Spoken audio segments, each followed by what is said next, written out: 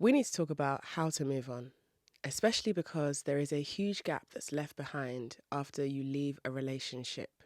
It could be that you left an abusive relationship. It could be that you left a relationship that simply wasn't working for you anymore. Or it might have been that things naturally ended in the way it was meant to, but you still feel a type of way afterwards. There's a lot of emphasis that's placed on leaving because leaving is often the hardest thing to do. Usually, when you are in a relationship that you know you got no business being in anymore, leaving can feel like the biggest chore. It can feel like the scariest decision that you're making because oftentimes there is comfort in that discomfort that you've been telling yourself to ignore.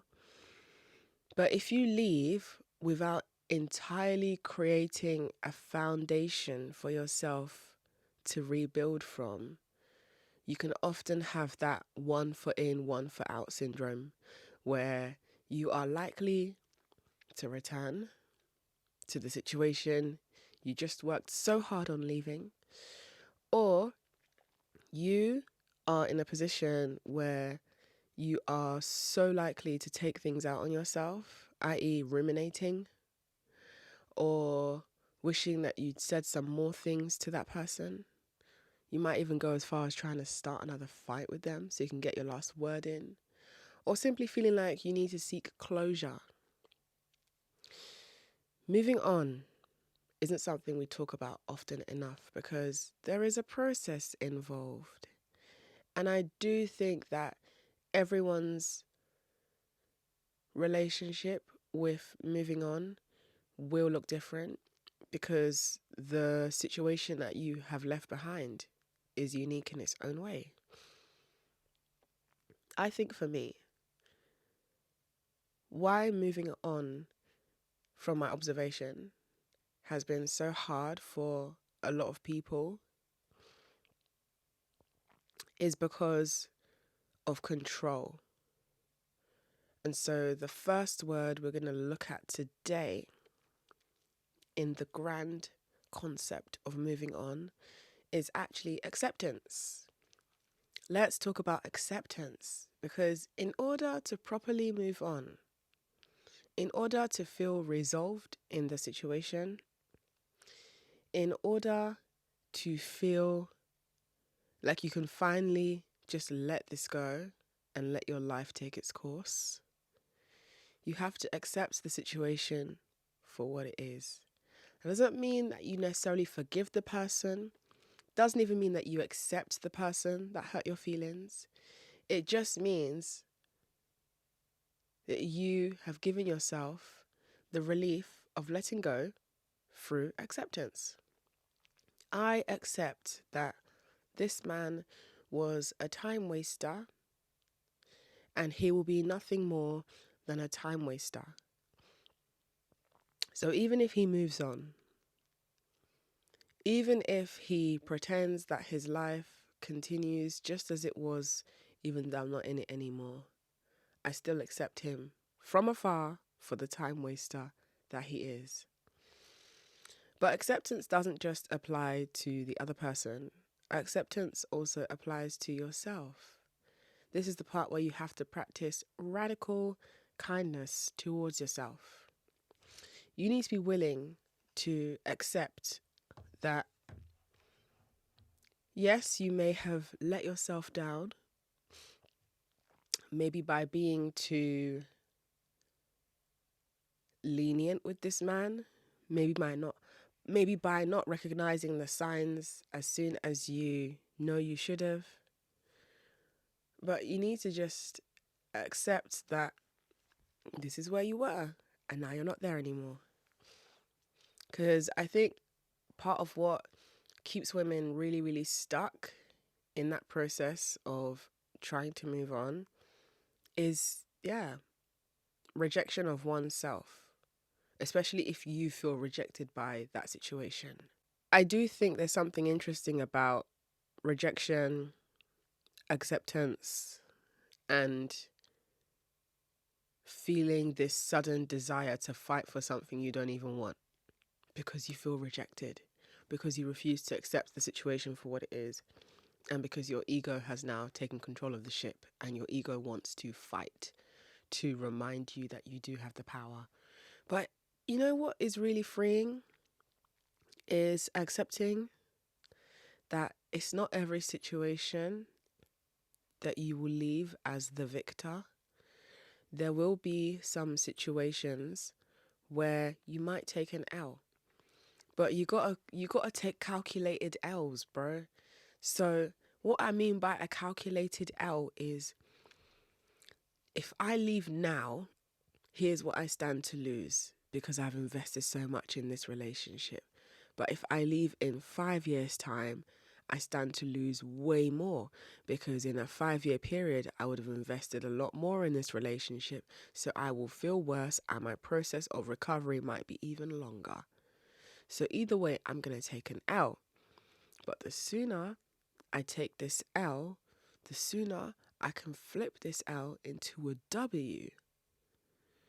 Because yes, losses can become wins depending on your perspective.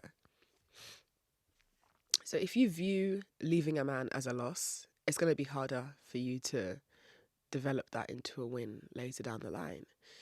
If you view leaving a man as simply a situation that has run its course, your perspective is a lot more open. There is a lot more fertile soil for you to plant some new seeds of self-acceptance, some new seeds of self-encouragement, and some new seeds of self-esteem. That is what's truly necessary after leaving a situation.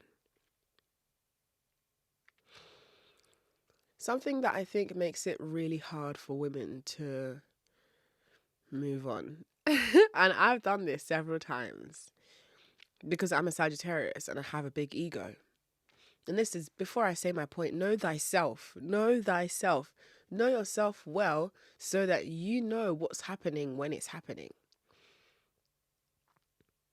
So one of the things that my Sagittarian ego pushes me to do when things end with a guy and I'm in my process of moving on is fantasizing about him coming back and apologizing, fantasizing about him recognizing that, oh no, I made a bad mistake. It was always you. It was you all along. I have lost out on a dear goddess.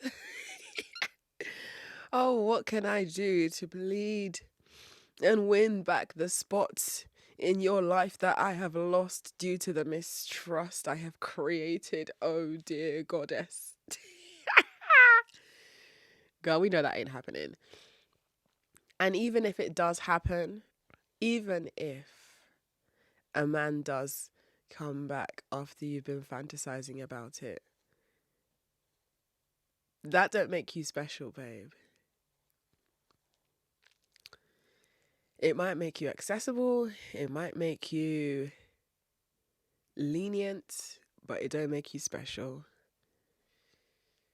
If you've been hyperfixated on the idea of a guy coming back because it does something for the narrative you've told yourself about yourself, especially if that narrative comes from a place of you being quite childishly self-centered. I didn't want to say narcissistic per se. Why I chose childishly self-centered in relation to you fantasizing about a man coming back is because the childlike element of being self-centered, to me, I think of behaviors along the lines of unwavering hope that this will happen. Because one thing about a child, them kids, they got unwavering hope. Yeah?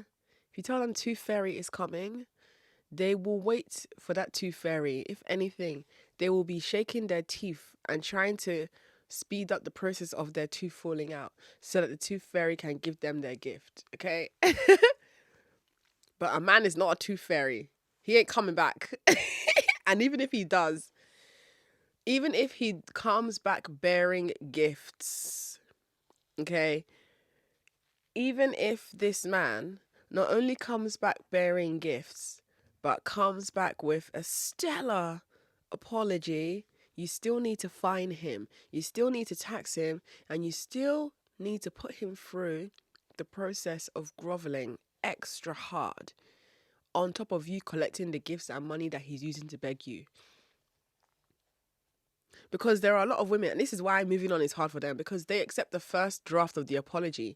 Never accept the first draft of a man's apology, even if that apology comes with gifts. Because you need to make him see that pissing you off is expensive.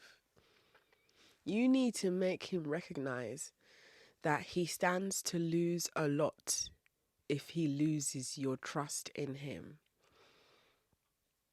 You cannot be in a hurry to forgive men just because you're lonely, just because you're bored, just because your ego is easily enticed.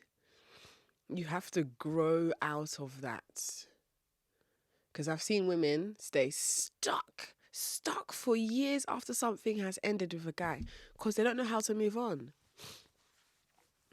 You know, occasionally when I'm scrolling down my timeline, whether it's on Instagram or Twitter, I see the occasional tweet pop up of a woman making light or banter of her being 2 years invested in the Instagram page of the girl her ex-boyfriend has moved on with. 2 years. You've been scrolling on a woman's page who you've never met for 2 years. That's 2 years of comparing yourself to a woman who you don't even know why your ex-boyfriend has selected her. You don't know why your ex-boyfriend even selected you, because instead of to concentrate on your process of moving on and recognizing how you ended up in that situation, you're stuck in a cycle of rumination and looking at other people and piecing together false narratives about them and how those narratives relate to you and what that overall says about your worthiness as a human being. Stop stalking that man's new girlfriend. Let's entertain your worst possible idea so that we can disempower those ideas and move on. Yeah, her pussy's probably wetter than yours. Doesn't mean that she's a better person than you. Yeah, maybe she does have, I don't know, bigger tits than you. Doesn't mean she's a better person than you. Yeah, she might be the kind of girl that he's always said he wanted. The girl who listens to the same music as him. The girl who maybe doesn't go out that often. Doesn't mean she's better than you. It means that she is more compatible with him. But for me, I don't feel complimented by being compatible with a loser. Just because another woman is compatible with the man who you thought you were going to be with doesn't mean she's any better than you. It just means that she's compatible with an idiot. So that says more about them two than it says about you. Because the only thing that this rumination and watching her page says about you is that you don't know how to move on.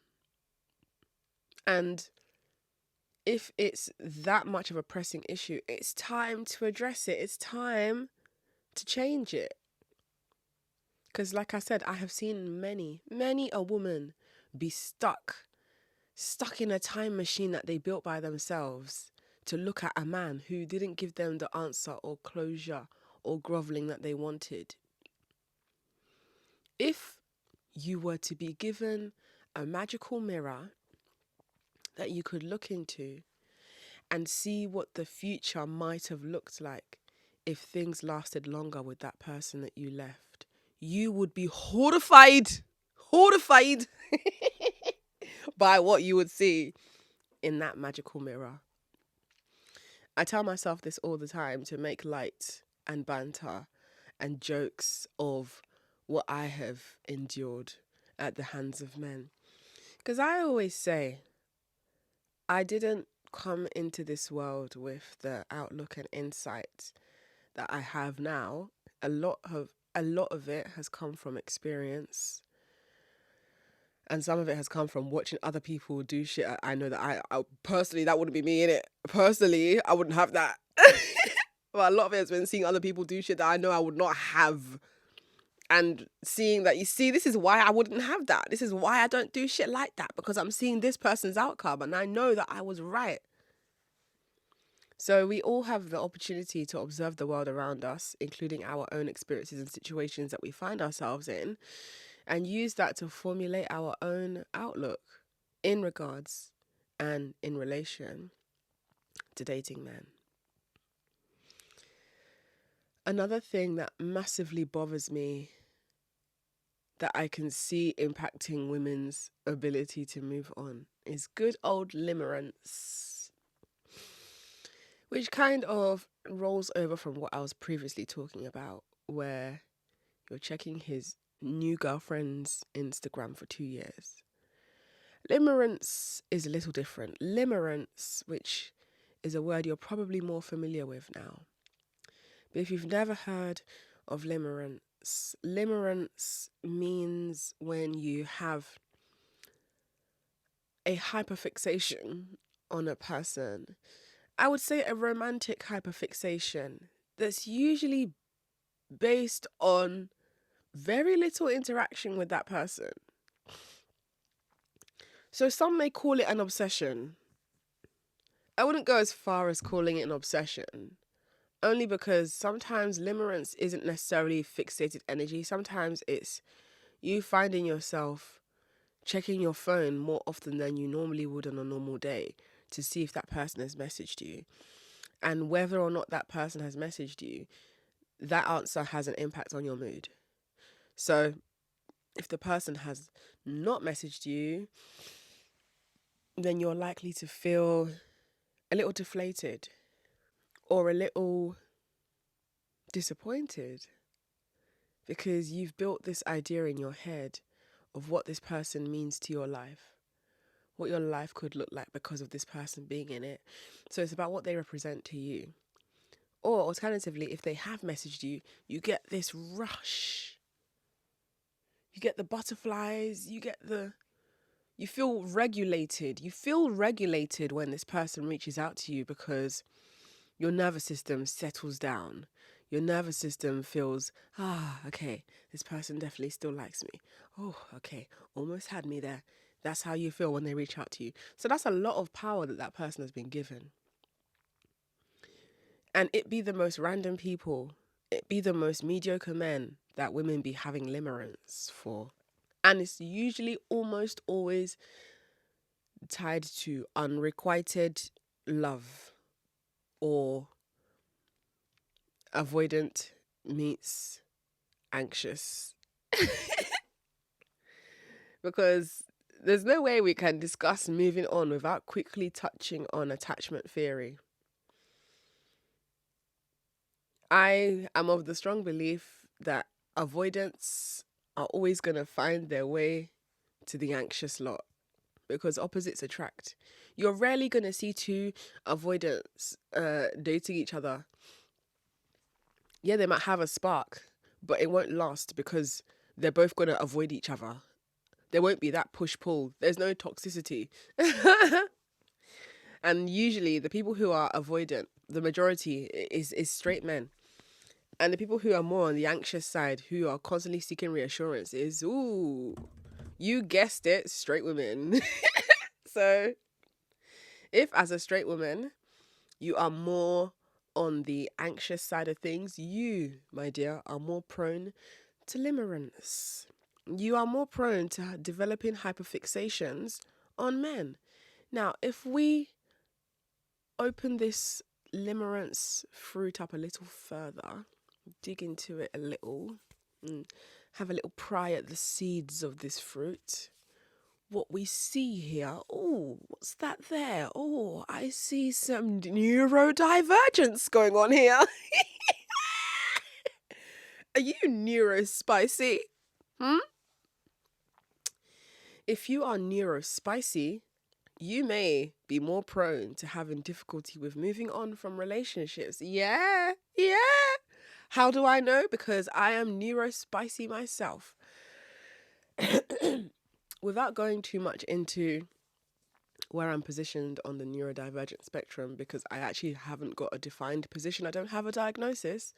I know for sure that I'm neurodivergent just from how I behave, just from daily tasks that have been a recurring difficulty for me, and also because I used to really struggle with rejection sensitivity, and it's had to be a very conscious thing that I have now worked on as an adult to keep that at bay. So, how does being on the neurodivergent spectrum link to having difficulty moving on, especially in the conversation of limerence? Well, if you're a neurospicy babe, you already know that hyperfixation and limerence are like one and two. They are siblings, okay? Because hyperfixation is the foundation of limerence, right? And as we touched on earlier, limerence is when you are, I don't want to say obsessed per se, but it might as well be obsessive behavior over a person who hasn't really, in the grand scheme of things, they ain't giving you good enough reason to feel that way towards them. But limerence, right?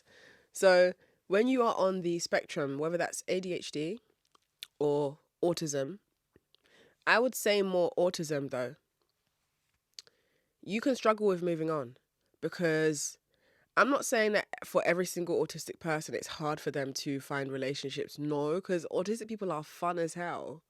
Okay? I'm around a lot of you lot, yeah? I've been in community with autistic people since I was a child. So there is an element of hyperfixation being put to the wrong use. Because I think when you're on the spectrum, rejection sensitivity is a huge thing. Rejection sensitivity, if that phrase doesn't already give it away, rejection sensitivity is when you are sensitive to rejection. So if you perceive a situation as you being rejected, that can trigger your abandonment. And if you, as a neurodivergent person, has always dealt with feeling that sense of rejection for maybe not being quote unquote good enough, whether that's you not being smart enough, you feeling like you're constantly left out of things because maybe people aren't including you properly or explaining things to you properly, just a general narrative that follows you of you just not being lovable enough. Rejection can really spike and trigger those emotions in you, which can lead to hyperfixated behaviors like checking on an ex from 5 years ago every day for 5 years.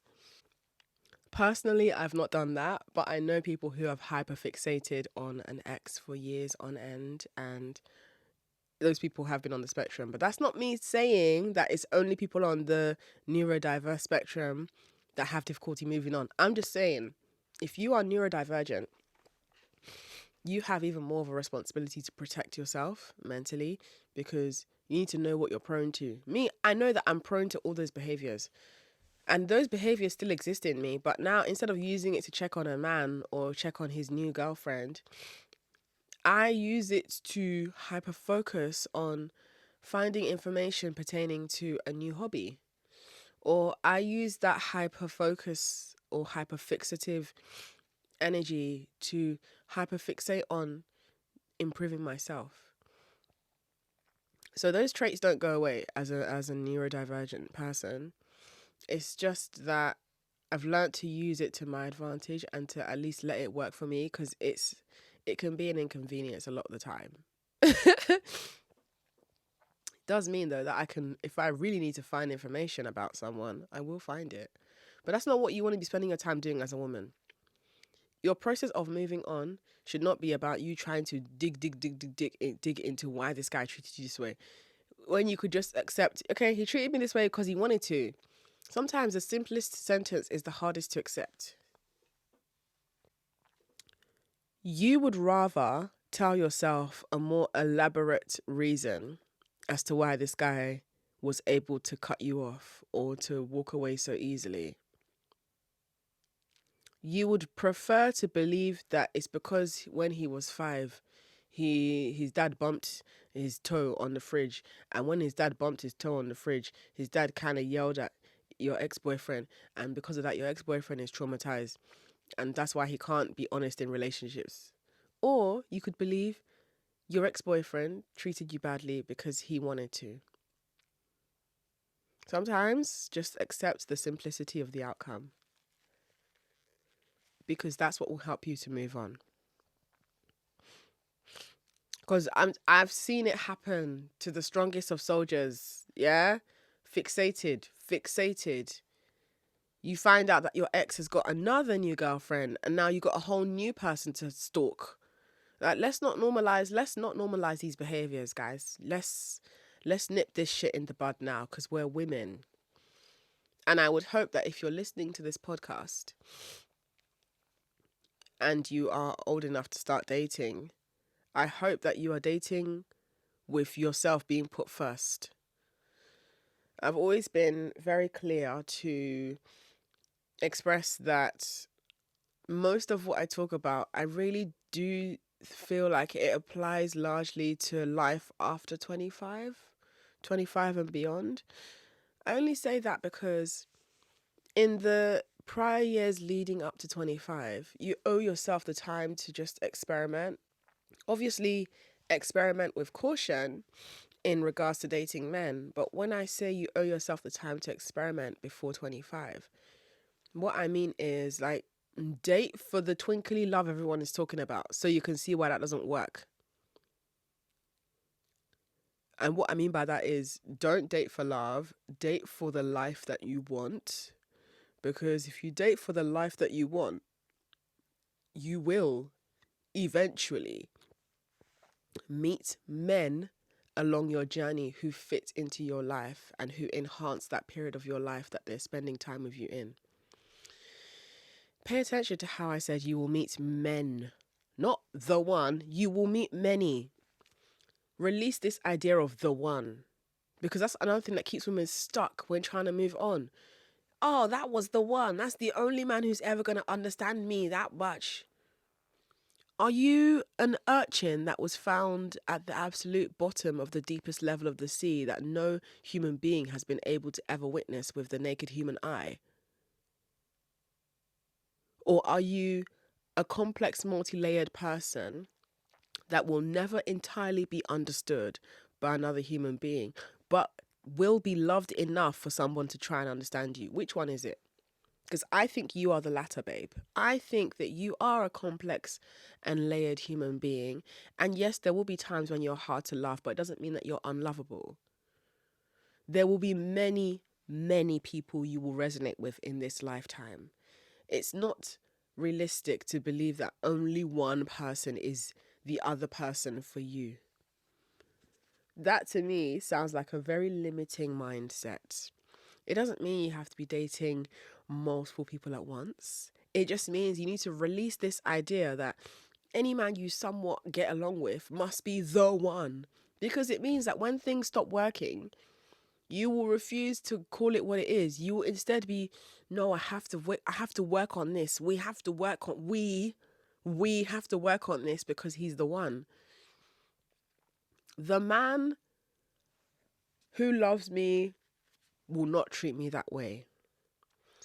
This is what I now say to myself. If I find myself in a scenario where things just feel a bit too, like I got to put in some extra legwork to be explaining myself, or I feel like I have to work harder to reach equilibrium with this man, I just tell myself, well, look, the man who I'm meant to marry, or the man who loves me, or the man who I'm meant to be with won't treat me this way. It will be easy. If it's meant for me, it will be easy. Not everything is meant for you. Some things are meant for the moment, and that's for you to discern. And if you don't practice trusting your observations enough, your discernment will be weak, which will make it harder for you to move on. because I will tell you for free, yeah, it's actually easier to move on from a situation when you acted with your best interest and the most information you had at the time. It's still disappointing, it will still hurt, but it's so much easier to move on when you have behaved in a way that's more refined. What do I mean by that? Well, nowadays when I interact with men, especially if they're men who are, he's ticking all my boxes, especially if it's men who I'm resonating with, things are going well, I'm always observing. I'm always observing. It doesn't mean that I'm constantly waiting for something to go wrong. It doesn't mean that I'm constantly hyper focusing on, like, I don't like the way you use that word. What does that mean? What does that mean? It just means I'm constantly observing. So when things are good, I'm like, okay, this seems like the kind of guy who I can get along with for the long term. But when things are strange or funny, I always give myself time to pause, observe, and think about how I want to respond or react. Most times my reaction is just to go quiet. I use silence a lot more than I use my words these days because men are responsive to actions, they're not responsive to words. You can baby men all you like from now till the next decade. You will still keep on getting the same results because you're not listening. You lot don't listen. If a man does something that makes you feel so lost for words that you're typing and you're backspacing and you're typing again, you're backspacing, you're now taking it to the notes app so you can fully draft this out, and you're like, how do I explain to him that he's a dickhead without calling him a dickhead? If you find yourself in that situation, that means you need to go quiet. I know it sounds counterintuitive to go quiet when you could communicate. It's not everyday communicate. It's actually not everyday communicate. Because communication sometimes is going quiet. I promise you. Try it out. There's been so many times where I've done that to a guy where he says something that I didn't like and I just go quiet on him for like a week. And most men will try and see how long you can go without talking to them. They believe that you will cave at some point and start messaging them. No. I like to go quiet because also when I go quiet, I'm testing you. Yes, I believe in tests. Yes, I believe in testing men. I am the AQA examination board. In fact, I am the OCR examination board. If you are a millennial, then you will know what AQA and OCR are. But yes, I am the examination board. I will be testing you. I don't give a fuck about, don't test people. That's disingenuous. I don't care. It's a man. It's a straight man. Are you guys, what are you lot smoking? Because I want some. Joking. Whoa, who said that? No, but I believe in testing men because it's like how when you are, what do they call it? What's that thing you got to do? I think it's if you're a bus driver, you have to frequently be taking tests. Obviously, it's not every day you take a test, but you know, every few years, I think you have to just renew your license small, just so they know that you're a safe driver. That's how I see it with dating men. Once in a while, I'm going to need to test you. And the test is not malicious. Most times, they don't even know that they're being tested. For me, it's more for myself. I'm testing to see where the parameters are with this man. I need to see how he behaves when I say no to him. Is he coercive? Is he manipulative? Is he abusive? Is he controlling? How does he respond to me saying no? How does this man respond to me expressing disappointment? Is he combative? Does he make excuses? Does he try to deflect it back on me? Does he take accountability? Does he enter fix it and repair it mode? We may never know if we don't test these men. And sometimes men just create a test by themselves because they'll do something floppy or stupid. And now it's test time because I need to see how you're going to redeem yourself. And this is what makes it easy for me to move on. If a man does not redeem what he's done in a sizable period of time, oh, you've made it easy for me to move on. oh, keep on, yeah, you better keep on being a fucking idiot so that I can lose more and more feelings for you. I don't care how this sounds, but I get a little feeling of relief when a guy that I fancy acts up. I'm like, whoa, you almost had me there. You almost had me there, champ. I was almost about to fall for you. But I'm a step back. I'm a step back because you're a dickhead. You almost had me. Now I've got to put you on timeout.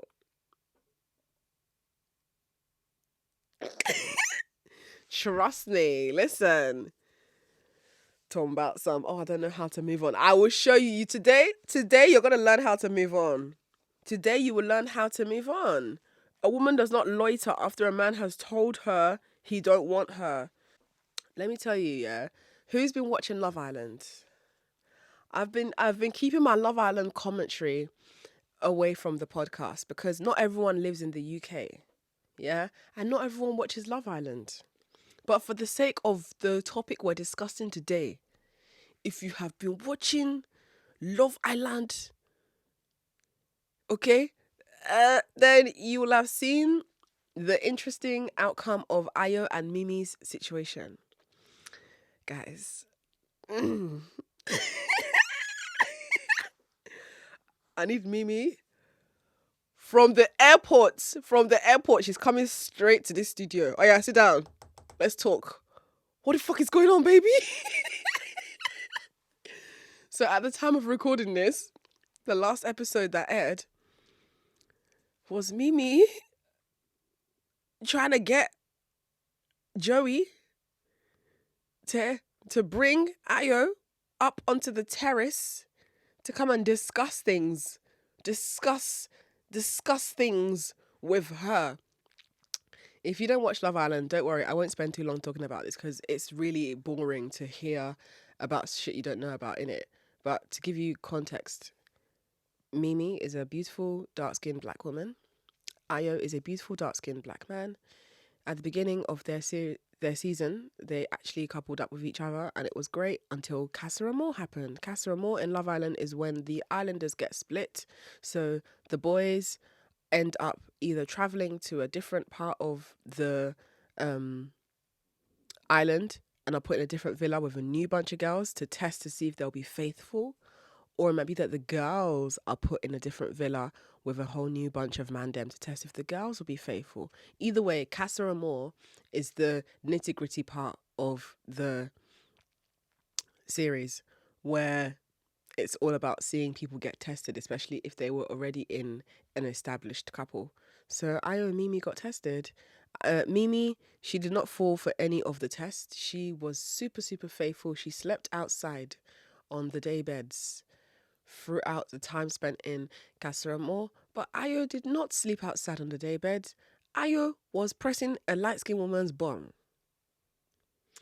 I don't want to make it entirely about the girl being light-skinned. Her name is Jess. Don't want to make it all about Jess being light-skinned. It's just the optics stung a little, innit? Like, every black woman knows that feeling. Every visibly black woman, especially if you're a dark-skinned black woman, you know that feeling of like a man replaces you with a light-skinned woman. Wow, shock horror. Didn't see that one coming. So that's what happened. And it was really humiliating the way that Ayo went about it when footage was shown to the islanders of how people actually behaved when they were split up from their partners. And Ayo handled it in a very arrogant, dismissive and gaslighty, hurtful manner on national TV in front of everyone. Mimi was humiliated and hurt and crushed. And then eventually, when things started to settle down a bit, Ayo initially started to imply to Mimi verbally that feelings are still there. And initially, Mimi was still a bit frosty because she has to protect herself. And then she started to warm up to him. But because he's got his new boo and someone else has come into the villa and she's got her new boyfriend, I guess, there are still feelings between Ayo and Mimi. So now Mimi has decided that she wants to now try and re-pursue things with Ayo. And he shut it down. And I felt so embarrassed for her because I'm like, girl, this is how you know I could never I could never last on Love Island. I'll be voted off first because I would not take none of that. I know people love to say like, oh, if that was me, I wouldn't do that. I'm telling you guys, hand on heart, it couldn't be me. Ah, God, in the Bible of Bad Bitch, it says in the book of Good Pussy, chapter 3, verse 4, never let a man tell you he don't want you twice. For me, if I was in a situation where my man essentially cheated on me in front of everyone on national TV, I'm not going back to try and rekindle nothing. The new guy that's come into the villa, yeah, I'll by force, I'm moving on with him. Because even if, let's say, you relapse on the outside world, ain't no cameras gonna be watching you. You can be goofy in private, but I'm not gonna be goofy on national TV. You gotta hold it in. Hold the goof small. But a lot of women struggle to move on. A lot of women have this amnesia that they develop. Like, after you've collected insult from a man, you're now smiling with him and shining teeth. Shit's not funny. That ain't funny. I don't like that. Don't let yourself forget how much it hurt when it happened. Instead of being fixated on how much you miss that man and, oh, he must be having such a good time with his new girlfriend, become fixated on the insult that you collected. Become fixated on how much of a goofy you looked like. Become fixated on never being in that situation again. That's how you can use moving on as a period of self-empowerment. Because beating yourself up, unproductive, does nothing for you. Only breeds self-hate. You don't want to be in a situation where you hate yourself because you kept on repeatedly ignoring your gut. You kept on neglecting that inner voice that guides you into knowing that you deserve better. So stop checking his socials. Stop doing that. You're getting nothing from doing that. All you're getting is more and more angry at yourself, which breeds that obsessive, fixated energy. You should go and be obsessed with a new hobby. A lot of you lot struggle to move on because you don't have hobbies. Your only hobby is dating man. Dating is not a hobby. Dating is a form of entertainment. Differentiate the two. So if you can acknowledge that dating is a form of entertainment, then diversify your sources of entertainment. Dating might be one form of entertainment. Hanging out with your friends might be another form of entertainment. Going to the cinema, another form of entertainment. Going to the gallery, another form of entertainment. Taking a class. See that guitar. Pick up that guitar that you bought 3 years ago. Go and start doing guitar classes. That £300 that you probably would have spent anyway on a new wig, spend it on guitar lessons so that you have got a good reason to be out of the house once a week at least for like 6-7 weeks. Getting yourself out of the house is a incredibly helpful way to nourish your process of moving on, because moving on is not easy for anyone. All right, but you can start somewhere. I think a lot of women, their biggest issue is moving on because they don't know how to let go and they don't know what to do with their time. You should not treat idle time as an opportunity to stalk that man. Idle time is supposed to be filled with fulfilling things that will encourage you to be better. For some people, that's picking up pole dancing. For others, it's pottery. Find something to do. Find something to fucking do, bruv. Because you never know. In that period of moving on, you might hit jackpot on a passion of yours, and that could turn into a career. Even if it don't turn into a career, it can be a hobby that pays you. You'd be so surprised what your spare time can do for you when you stop looking at the man that left you. And another thing as well is like, you don't have to protect his image or protect his identity. Obviously, I'm not saying like go and be talking about him online.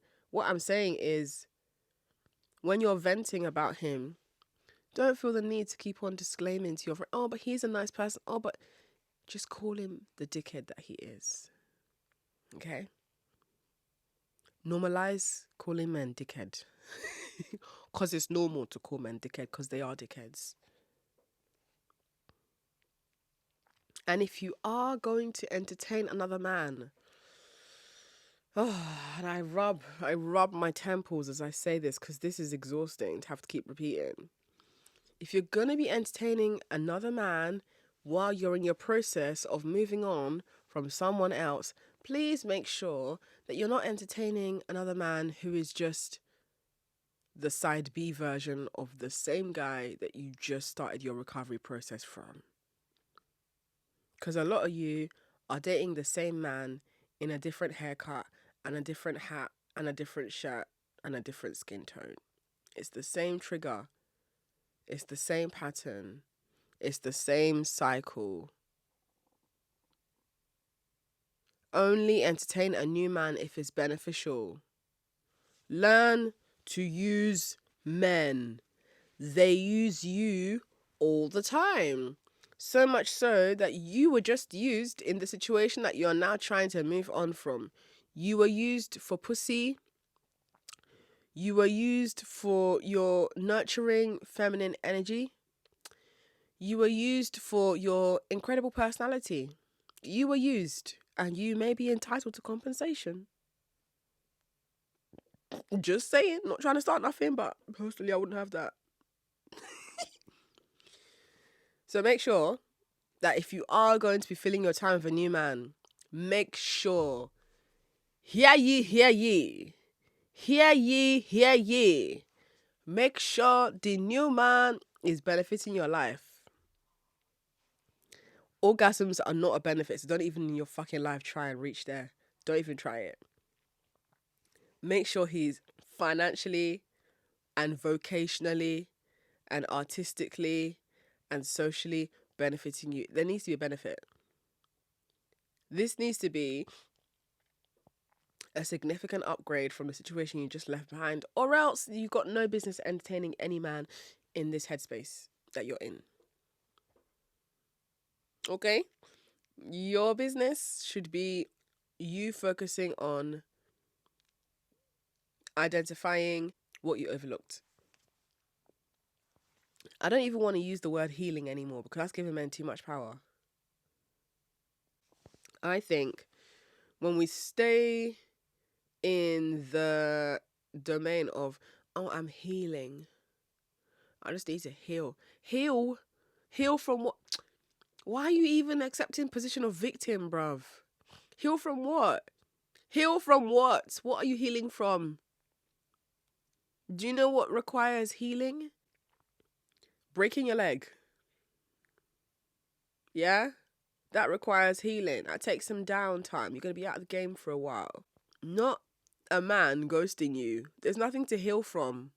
You just need to address your issues with attachment to people who are avoidant. When you stop using the word healing and you switch that word out for something like, I'm in a place of reflection. I'm in a place of reviewing. Takes the power away from that man and it puts it back in your hands. Stop using the word healing. Please let that go, yeah? Unless you physically had an actual child or you were actually married to this man or he was your long-term abuser, what do you mean healing? This is a guy you met 2 months ago in Costco. What are you healing from? Heal? Heal what? Because you're not going to... How many times do you hear a man being like, oh, I'm just healing. I'm just healing from my last situationship. Do you see men talking about some I'm healing, or do you see them just move on? Which one is I'm healing? God, oh.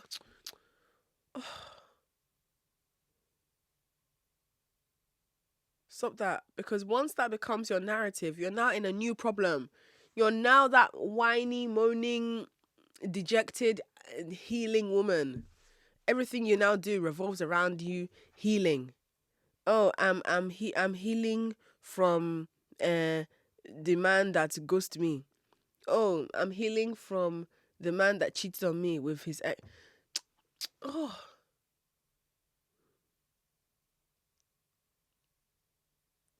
like just gotta release the attachment of what he was to you. That was an idea. He was an idea.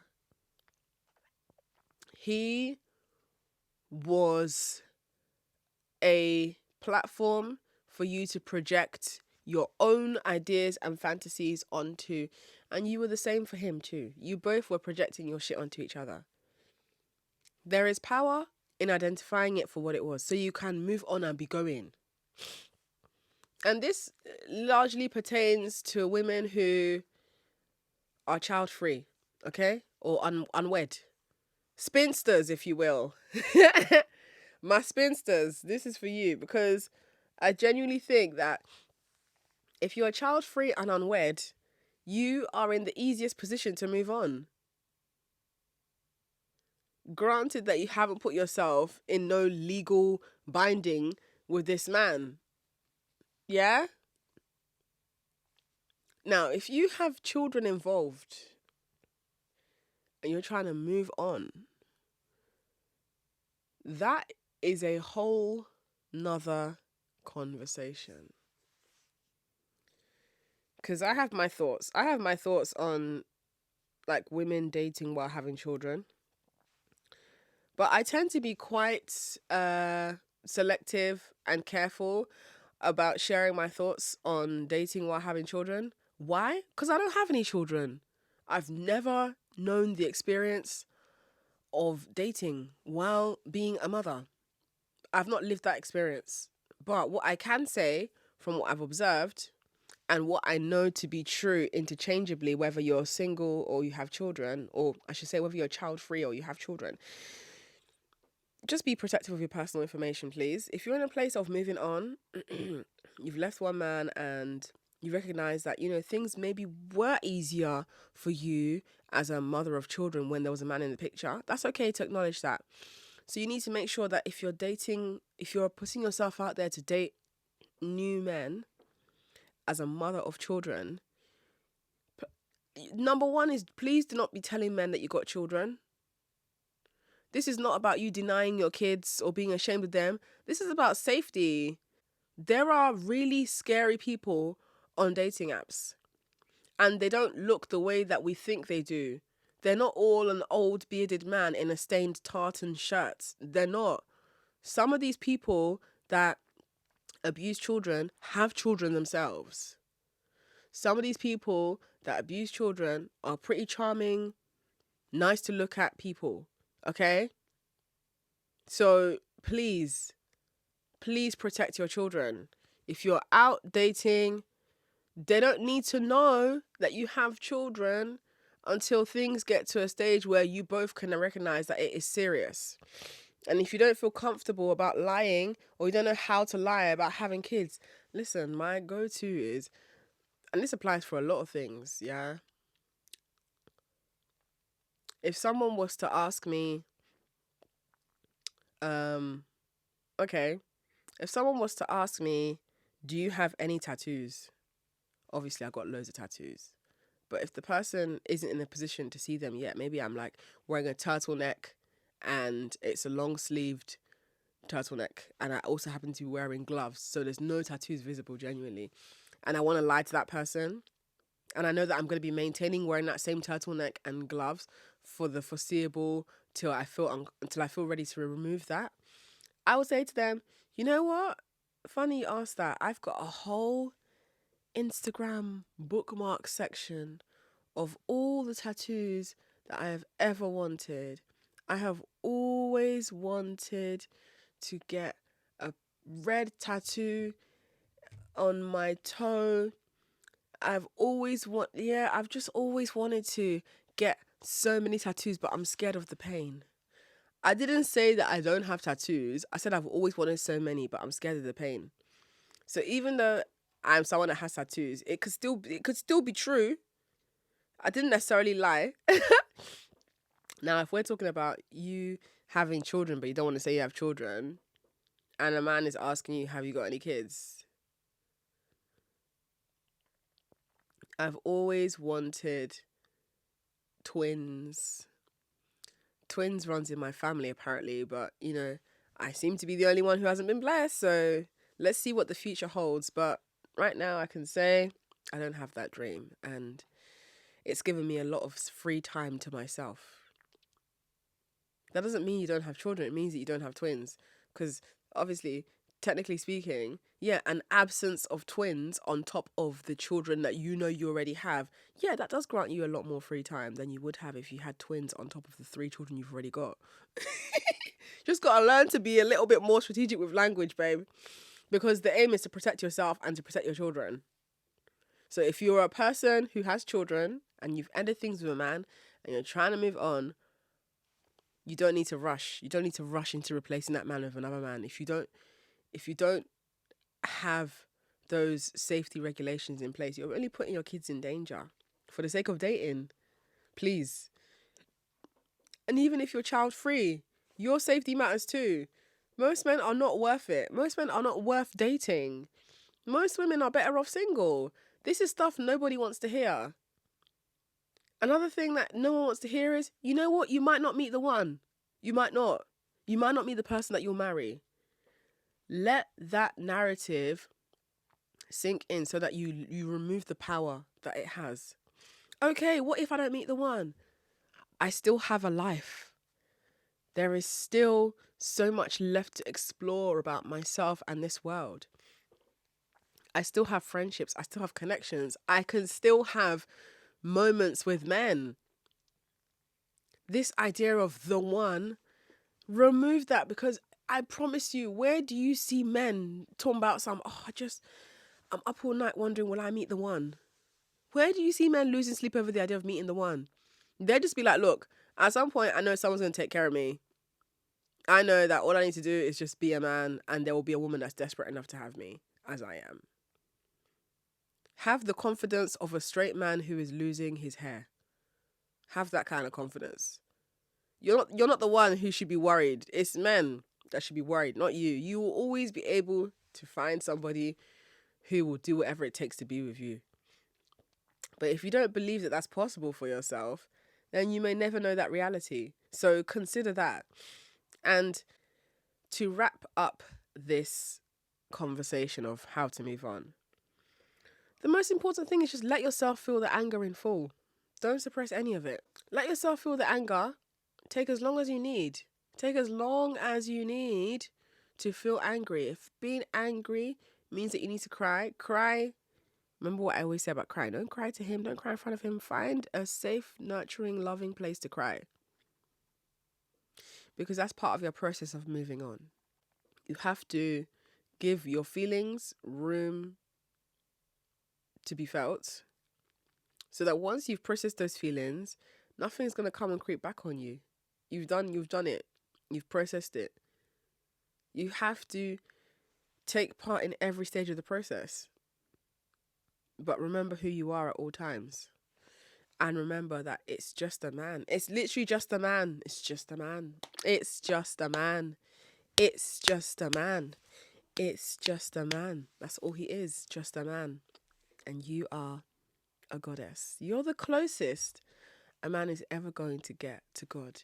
Your pussy is a portal. That is crazy. You get to decide who has access to the portal.